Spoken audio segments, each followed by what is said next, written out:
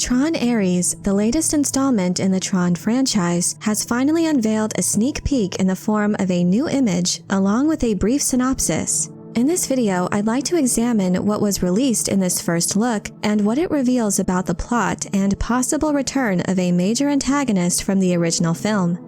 The new image from TRON Ares shows an antagonist, presumably Jared Leto's character, the program Ares, in what looks to be a digital environment with red circuitry and a triangular identity disk. Along with this photo, a brief synopsis was provided by Disney saying, TRON Ares follows a highly sophisticated program, Ares, who is sent from the digital world into the real world on a dangerous mission, marking humankind's first encounter with AI beings.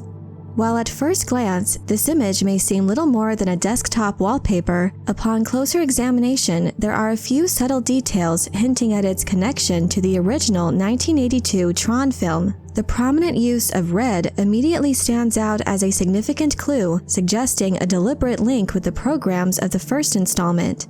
Colors play a distinct role in the TRON universe, serving as markers of a program's factions and beliefs. In the original film, blue was typically emblematic of users and the programs who work and fight for the users, such as ENCOM mainframe security programs. Conversely, red denoted programs who reject users. Many of these were under the command of the MCP, the primary antagonist of the film. With the release of TRON Legacy and TRON Uprising, white circuitry became associated with neutrality, worn by programs, ISOs, and users alike. In this new era, and particularly on Flynn's grid, red and orange were both used to indicate military allegiance to Clue. So while it can be assumed that this red program could be a follower of an anti-user entity, a few more details from Disney's first look help to solidify which particular antagonist this program serves.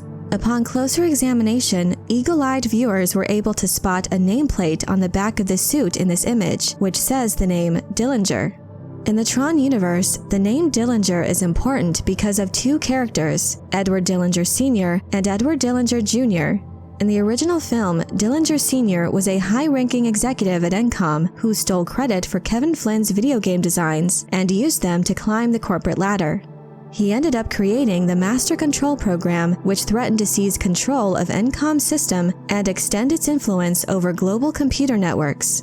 Years later, Dillinger's son also became a key figure in the ENCOM Corporation. He appeared in the 2010 sequel TRON Legacy, where he was played by actor Cillian Murphy in a brief role. In the movie, Dillinger Jr. is the head of ENCOM's software design team and helps develop their newest operating system. In the US Blu-ray release of TRON Legacy, an intriguing Easter egg showed an instant message exchange between EDJ-0431, likely Dillinger Jr., and a figure he refers to as Dad, identified by the username mcontrol751. Notably, this entity adopts the unmistakable voice of the original Master Control program.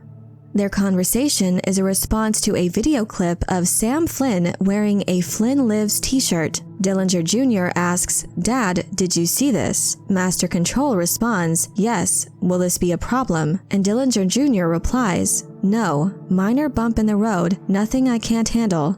This one Easter egg has been the biggest piece of evidence hinting at the Dillinger family's continued involvement in the TRON universe. Now with this new image from TRON Ares confirming a new Dillinger program, one can't help but speculate regarding the potential role of Edward Dillinger Jr. as the possible architect behind Ares. Considering the absence of Cillian Murphy in casting announcements, there very well might be a recasting of his character, or perhaps an entirely new member of the Dillinger family will be introduced. Nevertheless, their creations, much like in the first film, can continue to evolve and grow beyond their original design.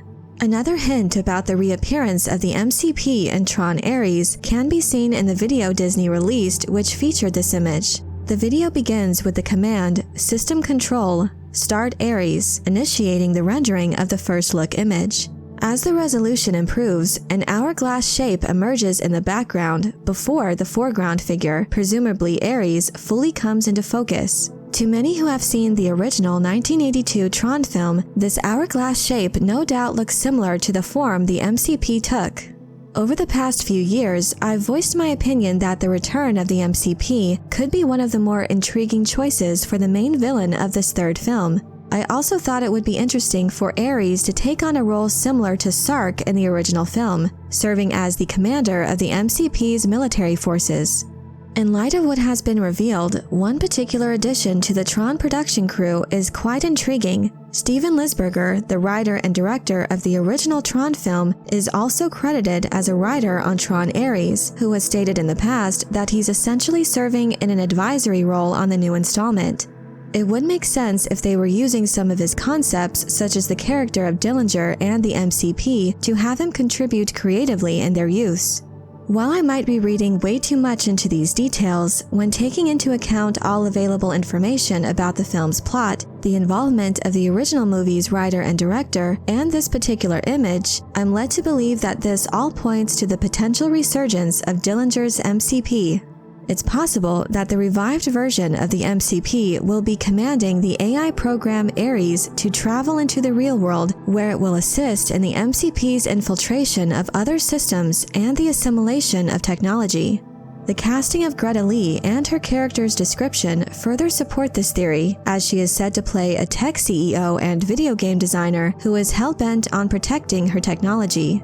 The concept of digital programs venturing into the real world has been a recurring theme throughout the first two Tron films, from the MCP's infiltration of high-security systems such as the Pentagon to Clue's plan to cross over with an army to conquer the real world. This idea has been teased often. Although the ISO Cora managed to emerge into the real world by the conclusion of Tron Legacy, with the introduction of this new Dillinger-designed program, it appears that this sinister digital entity will be the first of its kind to make the leap from the digital realm into the physical world.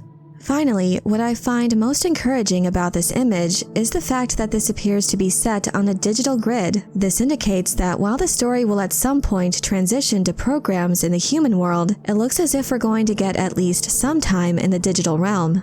I for one am most fascinated to see what a grid designed by the Dillingers would look like, and how the atmosphere might differ from the corporatized NCOM mainframe and the creative playground that was Kevin Flynn's grid in Tron Legacy.